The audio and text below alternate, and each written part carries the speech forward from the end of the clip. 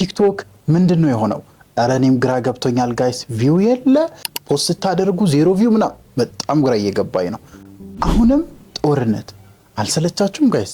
ኧረ አሁንም እንደዚህ አይነት ወሬ የተሰማ ነው። ባካችሁ ይሄን መልእክት አድርሱላችሁ። በአንዲት የአውሮፓ ሀገር የወንዶች እጥረት ተከስቷል እየተባለ ነው። እንሂድ አትሉም ላጤዎች? ሌላኛው ደግሞ ቬሮኒካ እጅግ በጣም ቅር ብሏታል። እነዚህ ሰሞንኛ ጉዳዮች ምንነጋገርባቸው ይሆናል ዛሬ። እንደምን አላችሁ ውድ የሊቃውንት ቤተሰቦች፣ በሰሞንኛ ፕሮግራማችን ተመልሻለሁ። ሰሞኑን አንዳንድ አነጋጋሪ ጉዳዮች እየተከሰቱ ነው። ከነዛ ውስጥ ቅድም ጠቀስ ያረኳቸውን አብረን እናያለን። የመጀመሪያው እንግዲህ የቲክቶክ ጉዳይ ነው። ቲክቶክ በጣም በሚያሳዝን ሁኔታ የሆነ መንገጫገጭ ተፈጥሮበታል። ያም የተከሰተው እንግዲህ አብዛኞቻችሁ ሰምታችሁ ከሆነ 50% የቲክቶክ ሼር ለአሜሪካ እንደተሸጠ ታውቋል አሁን ላይ እና ሙሉ ለሙሉ አሜሪካ የበላይነቷ እንደተጠበቀ ነው። አሁንም ከቻይናውያን ባለፈው በጉልበት ወስዳለው ብላ ነበር።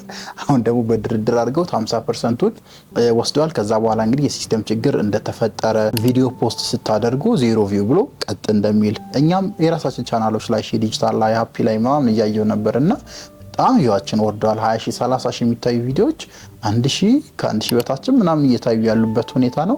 ይሄም የሆነው እንግዲህ ግማሽ ፐርሰንቱ ለአሜሪካ ከተሸጠ በኋላ ትንሽ የሲስተም አፕዴት እየተደረገ እንደሆነ አሳውቋል። በእርግጥ እነሱ እና ብዙዎችም ስሜታቸው ተረብሿል። የደነገጡም አይጠፉም። ያው ቲክቶክ የብዙ ሰዎችን ህይወት እንደቀየረ ይታወቃል። እንደ ሀገር ብዙዎች ህይወታቸው የተቀየረበት ፕላትፎርም ነው። በዛው ልክ ደግሞ ብዙ ሰዎች አፑን እያጠፉም ይገኛሉ። አንኢንስታል እያደረጉ ለምን ፎር ዩ ፔጃቸው ተቀይሯል። ሲስተም ላይ የሚመጣላቸው በፊት የሚያዩቸው ነገሮች አይመጡም። ቪያቸው ይቀንሳል ምናምን። በዚህ ምክንያት ብዙ ሰዎች አፕሊኬሽኑን እያጠፉት እንዳለም ማለት ነው እንደሆነም ሚዲያዎች እየዘገቡ ነው።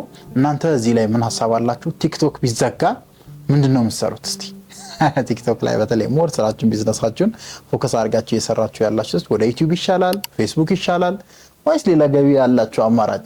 ኮሜንት ላይ ይሄን አሳውቁን። የመጀመሪያ ጉዳያችን ይሄ ነው። ስለዚህ 50% ስለተሸጠ ነው ማለት ነው እየተፈጠረ ያለው። ይሄን መረጃ ላጋራችሁ ብዬ ነው። በሁለተኛ ላይ ማካፍላችሁ አሁንም ጦርነት እየተጎሰመ ነው። የት አትሉኝም? እዚችው ደሃ ሀገር፣ እዚችው ብዙዎች የሚራቡባት ሀገር፣ እዚችው ብዙዎች ከዛሬ ነገ ምን ልብላ ቁርሳቸውን በልተው ምሳ ምንድነው የሚበላው ብለው የሚጨናነቁባት ሀገር ኢትዮጵያ ውስጥ አሁንም የጦርነት ጉሰማ እየተሰማ ነው። ጋይስ ምን ይሻለናል? አራድቦ ባካችሁ። ይሄ ኤክስ ፓርቲ ዋይ ኤክስ ናምን ፓርቲ ብላችሁ ተመስርታችሁ በቃ አእምሯችሁን በስትክክል ተጠቅማችሁ በውይይት ውስጥ በዲስከሽኖች ችግሮችን ለመፍታት ለምንድነው ማጥሩት? this is 21st century ዓለም ጥላየትና የተሄደችበት። ባለፈው ሼር አድርጋችኋለሁ ቲክቶክ ላይ ጨረቃ ላይ ሆቴል እንዴት ነው የምንገነባው ምናምን እያሉ አሜሪካውያን የፈጠራ ስራዎቻቸውን እያሳፈኑ የመሬቱ ይብቃን ብለው ጋይስ ፈጠራ ላይ ቴክኖሎጂ ላይ ፎከስ ማድረግ የሚችለውን ትውልድ መስራት የሚችለውን ትውልድ አሁንም ወደ ጦርነት ወደ ረሃብ ራይ ሰለቸውም ወይ ኤክስ ፓርቲ የሚባሉ ፓርቲዎች እባካችሁ እኛ በጣም መስራት እንፈልጋለን። በተለይ ወጣቶች እኔ ሀገሬ ላይ ትልቅ ነገር ሰርቼ ማለፍ ፈልጋለሁ። ቤተሰቤን ማገዝ ፈልጋለሁ። ቤተሰቤን ማሳደግ እኔን ማሳደግ ፈልጋለሁ። አሁንም ጦርነት፣ አሁንም ኑሮ ውድነት፣ አሁንም ሌላ ነገር ሊከሰት ነው። ኧረ ያሳዝናል። ቤተሰቦች እባካችሁ ሰላም ይሻናናል። ፓርቲዎች ተስማሙ። በመወያየት ችግሮች በአእምሮ በጭንቅላት ነው የሚፈቱት። በቃ የሆነ መንገድ አይጠፋም። እዚህ ውስጥ ግቡ። ስታፕ ዋር በቃ ጦርነት ይብቃ። በዚህ አጋጣሚ ነው መልእክቴን አስተላልፋለሁ። በጣም መነጋገሪያ የሆነ ነው። እባካችሁ ሼር አድርጉ። ጦርነት ይብቃ የሚል ቻሌንጁን ለምን ጀምር ደስ ይለናልና ወጣቱ የሚያልቅበት ገንዘብ የሚከሰከስበት ረሃብ ምናምንስ የሚገባበት በጣም ያስጠላል፣ በጣም ይደብራል። እባካችሁ ጦርነትን መፍትሄ አታድርጉ። ወደ አእምሯችሁ ወደ ጭንቅላታችሁ ተመለሱ፣ ወደ ሊቅነታችሁ ተመለሱ የሚል መልእክት በዚህ አጋጣሚ አስተላልፋለሁ። ወደ ሶስተኛው ጉዳያችን ስንገባ አንዲት የአውሮፓዊ ሀገር ላይ የወንዶች እጥረት ተከስቷል የሚል መረጃ አይቼ ነበርና ጋይስ እንዴት ነው ይሄ ነገር? ያም ማለት የሴቶቹ ቁጥር በጣም ብዙ ሆነው በተለይ ለትዳር ለፍቅር ግንኙነት ምናምን ወንድ ሲፈለግ የለም እና አንድ ወንድ ላይ 2 ሴት 3 ሴት ምናምንም እንደዛም አይነት መረጃ አለ ሀገሪቱ ላይ። እቺ ሀገር ላቲቪያ ትባላለች። ስለዚህ ላቲቪያ ላይ ትንሽ የወንድ ቁጥር ነው ያለው፣ ሴቶች ብዙ ናቸው። ለትዳር እንደተቸገሩ እያበለከቱ ነውና በጣም ገርሞኛል ይሄን ዜና ስሰማ። እየተፈጠረ ያለው ምንድነው? አብዛኛው በተፈጥሮ ምክንያት ስፔሻሊ በሞት ነው።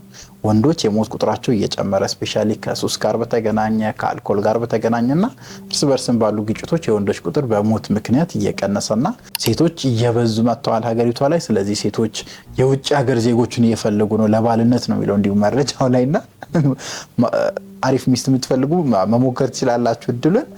ይሄ እየተፈጠረ ነው ያለው ወደዛ አካባቢ። እንደዚህ አይነት አካባቢ የተወሰኑ ሀገራት ላይ እንደ ሀገር አለ የሴቶችና ወንዶች የማይመጣጠኑበት ማለት ነው። ኤኒዌይ ይሄን መረጃ ላጋራችሁ ብዬ ነው። ስለዚህ መንግስታቸውም ይሄን በማስመልከት እንግዲህ የወንዶች ቁጥር ማነስን በማስመልከት ለወንዶች የአኗኗር ዘይቤና ጤና የተለያዩ ፖሊሲዎችን እየቀረጸ ነው። አቤት መታደል እኛ ጋር እንደው እንደዚህ ቢሆን አትሉም? እና የአኗኗር ዘይቤ እንዴት ጤናቸውን እንደሚጠብቁ ወንዶች ለብቻ ጥንቃቄ እየተደረገላቸው ምናምን ነው ቲቪ ላይ ያሉት። 8% ነው በነገራችን ላይ እዚህ ሴቶች ቁጥር ወንዶችን ይበልጣውና ይሄ መረጃ አለ።